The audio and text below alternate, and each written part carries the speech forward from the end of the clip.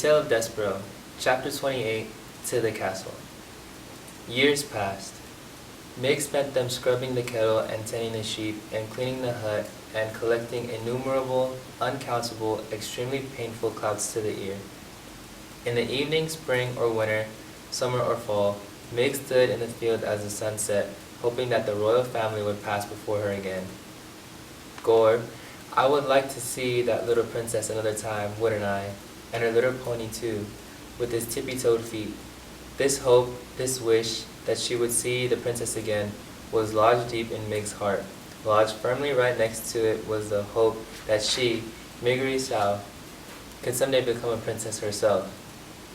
The first of Meg's wishes was granted, in a roundabout way, when King Philip outlawed soup.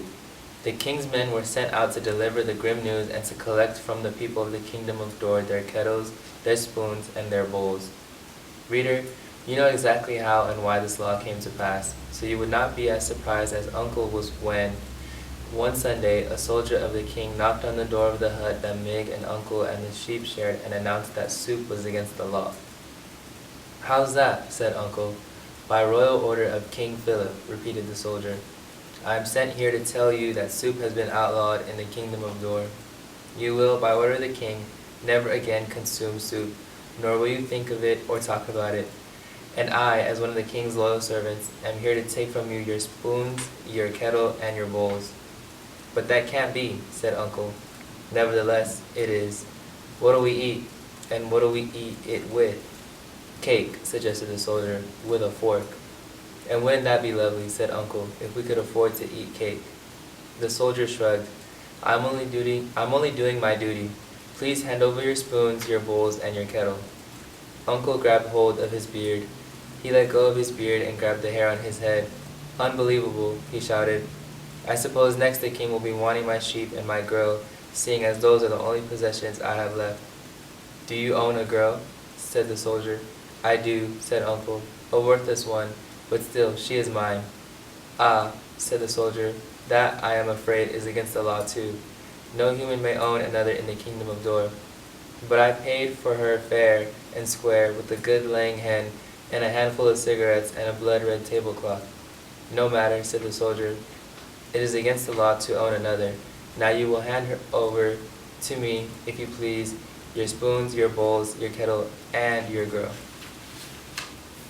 Or if you choose not to hand over these things, then you will come with me to be imprisoned in the castle dungeon. Which will it be?" And that is how Despereaux came to be sitting in a wagon full of soup-related items next to a soldier of the king. "Do you have parents?" said the soldier. "I will return you to them." "Eh?" "A ma," shouted the soldier. "Dead," said Meg. "Your pa?" shouted the soldier. "I ain't seen him since he sold me." "Right. I'll take you to the castle then." "Gore," said Meg, looking around the wagon in confusion. "You want me to paddle?" "To the castle," shouted the soldier. "I'll take you to the castle." "The castle? Where the itty-bitty princess lives?" "That's right." "Gore," said Meg. "I aim to be a princess too, someday." "That's a fine dream," said the soldier. He clucked to the horse and tapped the reins, and they took off. "I'm happy to be going," said Meg, putting a hand up and gently touching one of her cauliflower ears. "Might just as well be happy, seeing as it doesn't make a difference to anyone but you if you are or not," said the soldier. "We will take you to the castle, and they will set you up fine. You will no longer be a slave. You will be a paid servant." "Eh?" said Meg. "You will be a servant," shouted the soldier, "not a slave." "Gore," said Meg, satisfied. "A servant I will be, not a slave." She was 12 years old. Her mother was dead. Her father had sold her. Her uncle, who wasn't her uncle at all, had clotted her until she was almost deaf. And she wanted, more than anything in the world, to be a little princess, wearing a golden crown and riding a high-stepping white horse. Reader, do you think that it is a terrible thing to hope when there is really no reason to hope at all?